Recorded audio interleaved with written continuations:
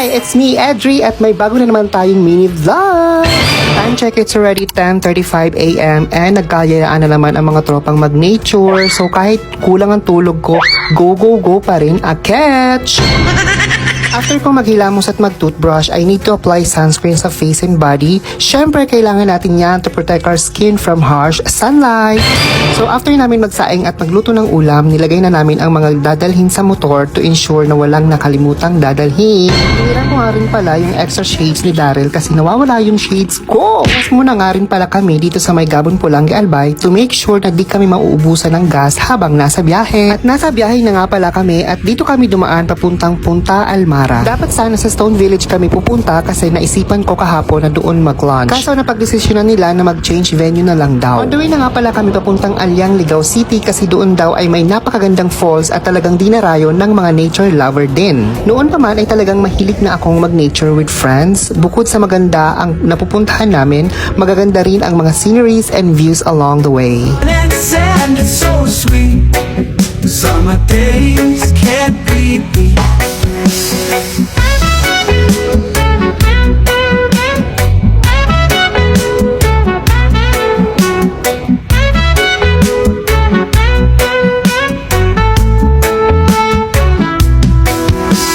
After 40 to 50 minutes, narating na nga namin ang Alyang, Ligao City at pagdating namin, marami kaming nakitang nakapark na motor. Dito pa nga lang sa baba, na-amaze na ako sa nakikita ko. What more pag umakyat na kami sa taas?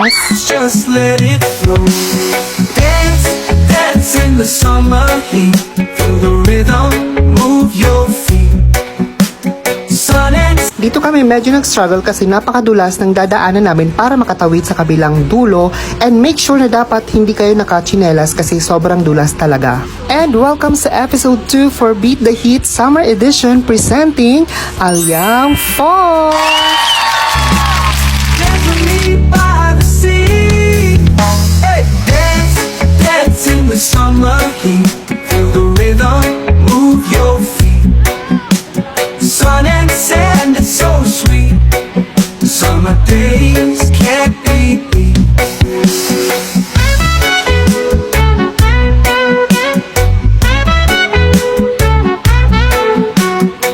Inihanda na nga ni Daryl ang budol fight and kumain na muna kami pagdating namin para naman ma-enjoy namin ang ganda ng lugar. After nga namin kumain, naligo na agad sila. Ang kasama ko nga pala sa nature trip na ito ay si Baby Jayla, ang aking kapatid, si Daryl, si Nash at si Pango. Dito nga pala nila napiling magbabad kasi medyo madaming naliligo ngayong araw. Ewan ko din sa batang ito, pag sa bahay takot na takot maligo pero pag sa ibang tubig ayaw nang umalis.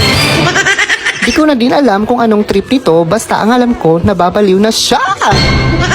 Ganito nga ang naliligo ngayong araw kasi akala namin walang maliligo pero nakalimutan namin na weekend pala ngayon. Pinangalanan ko na lang na Alyang Falls kasi hindi ko naman talaga alam kung ano ang tawag sa falls na ito. Nagbabanding all together na nga kami dito kasi mamaya uuwi na kami. Dahil basta kinain namin kaya siya nagkakaganyan. Ayan na nga, pauwi na kami at tatawid din naman kami sa madula sa daanang ito.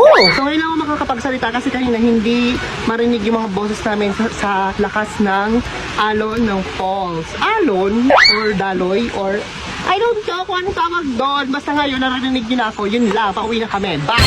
At dito na nga nagtatapos ang Beat the Heat Summer Edition Episode 2 sa Alyang Falls. Sa mga nature lover dyan, pakaabangan kung saan na naman kami pupunta for Episode 3. If you like this nature trip, you can follow me on Facebook and TikTok for more update. Thank you for watching and see you on my next one. Mwah!